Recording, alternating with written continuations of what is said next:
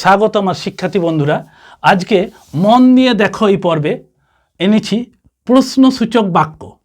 প্রশ্নসূচক বাক্য কাকে বলে? প্রশ্নসূচক বাক্য রূপান্তর করার সময় প্রশ্নের উত্তরের দিকে বেশি জোর দিতে হবে, প্রশ্নের অর্থের দিকে বেশি জোর দিতে হবে। কয়েকটি দৃষ্টান্তের সাহায্যে আমি দেখাচ্ছি। দেখো, মন্ত্রীরা কি সর্বশক্তিমান? জিজ্ঞাসা করা হচ্ছে সদর্থক। তাহলে কী হবে? ই বচন।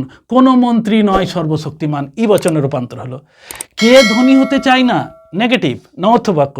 তাহলে তখন আমি এ বচনে করছি, সকল ব্যক্তি হয় এমন যারা ধনী হতে চায়। আর একটা দেখো, এমন ফুল আছে কি যা সুন্দর নয়? তখন নয় আছে, সদর্থক করব, সকল ফুল হয় সুন্দর। খুব ইজিলি। কে নিজের দেশকে ভালোবাসে না? না আছে। এটা কিন্তু ই আছে, আমি করব এ বচনে। এই যে সকল ব্যক্তি হয় দেশপ্রেমিক।